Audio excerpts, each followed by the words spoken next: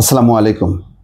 নাহিদ ইসলাম এনসিপির প্রধান, তার একটা বক্তব্য তিনি মির্জা ফখরুল ইসলাম আলমগীরের একটি বক্তব্যের ব্যাখ্যা দিয়েছেন বা তার প্রতিবাদ জানিয়েছেন। সেটা হচ্ছে জাতীয় সরকারের প্রস্তাবনা। মির্জা ফখরুল ইসলাম আলমগীর জাতীয় সরকারের প্রস্তাবনা দিয়েছিলেন, কিন্তু ছাত্ররা সেটা অ্যাকসেপ্ট করেনি, বা ছাত্রদের পক্ষ থেকে জাতীয় সরকারের এমন কোনো প্রস্তাবনা আসেনি।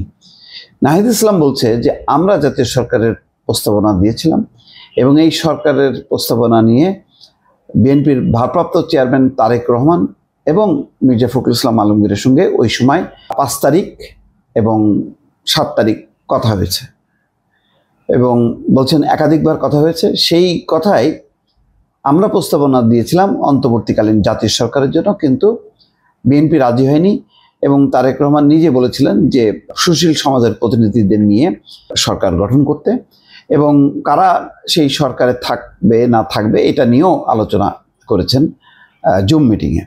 এটা নাহিদ ইসলাম বলছেন। আর মির্জা ফখরুল ইসলাম আলমগীর বলছেন যে ছাত্রদের পক্ষ থেকে জাতীয় সরকারের কোনো প্রস্তাবনা আসেনি। এই বক্তব্যের তিনি বিরোধিতা করছেন। তো এখানে বলা হচ্ছে জুলাই অভ্যুত্থানের পর জাতীয় সরকার গঠনের বিষয়ে বৈষম্য বিরোধী ছাত্র আন্দোলনের পক্ষ থেকে প্রস্তাব দেওয়া হয় জাতীয় সরকার গঠনের ব্যাপারে।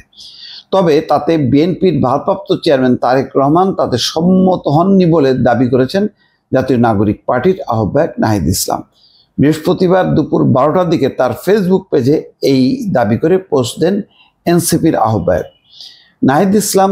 ফেসবুক পোস্টে লেখেন, বিএনপির মহাসচিব মির্জা ফখরুল ইসলাম সম্প্রতি একটি সাক্ষাৎকারে বলেছেন জাতীয় সরকারের কোনো প্রস্তাবনা ছাত্রদের পক্ষ থেকে দেওয়া হয়নি, তারা অন্য মাধ্যমে এই প্রস্তাবনা পেয়েছিলেন। এই বক্তব্যটি সত্য নয়। 5ই আগস্ট রাতে প্রেস ব্রিফিংয়ে আমরা বলেছিলাম আমরা অন্তর্বর্তীকালীন জাতীয় সরকার করতে চাই।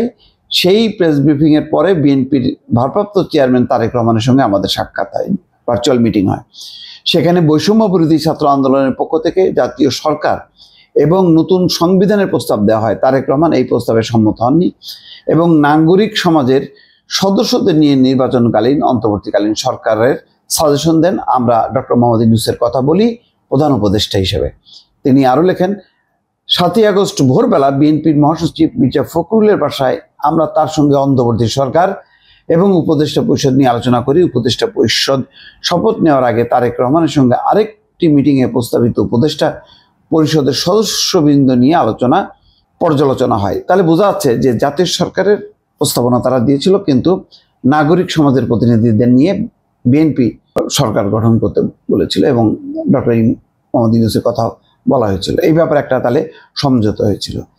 ব্যক্তিগতভাবে আমার যেটা মনে হয় যে হয়তো বিএনপি বা তারেক রহমান হয়তো চিন্তা করেছিলেন যে নাগরিক সমাজের প্রতিনিধিদের নিয়ে একটা স্বল্প মেয়াদের একটা সরকার গঠন হতে পারে, সেই সরকার একটা জাতীয় নির্বাচন অনুষ্ঠান করবে, কিন্তু পরবর্তীতে ওই সরকার ওই সংস্কার বিচার এই অনেকটা রেগুলার গভর্নমেন্টের মতন বা বিশেষ সরকারের মতন তারা কাজ করা শুরু করলো। এখানে ভুলটা আমার ধারণা যে শুরুতে দুইটা হয়েছে।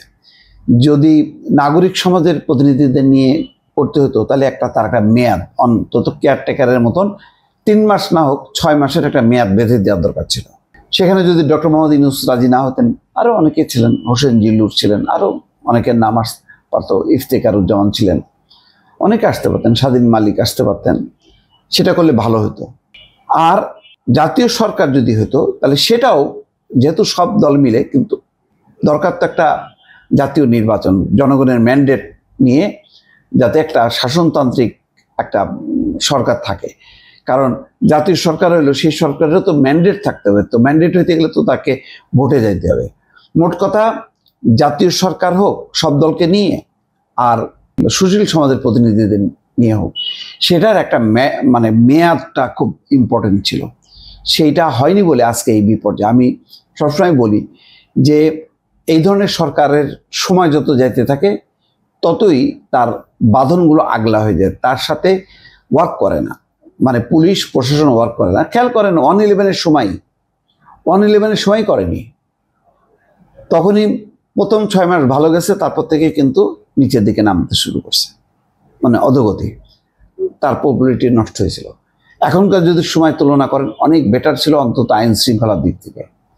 দ্রব্যমূল্য সেভাবে কেউ বাড়াতে পারতো না, মজুতদারি করতে পারতো না। এখন কিন্তু দুটাই হচ্ছে, মজুতদারিও চলে এখন, আর আইন শৃঙ্খলা পরিস্থিতি তো মারাত্মক। ওই যে একজন ভাই অ্যাডভোকেট রাজেক বলছেন না যে 1/11-এর সময় আর্মি ছিল ওই ফখরুদ্দিন সরকারের সাথে মঈনুদ্দিন, তখন কাঁপতো, আর এখন সেই কাঁপাকাঁপি বন্ধ হয়ে গেছে। তো এইটা হলো মেয়াদটা খুব গুরুত্বপূর্ণ ছিল। কোনো অনির্বাচিত সরকারের লম্বা মেয়াদ থাকলেই বিপর্যয়। সেই বিপর্যয়টাই সম্ভবত আমরা এখন মুখোমুখি হচ্ছে। দর্শক ভালো থাকবেন, আল্লাহ হাফেজ।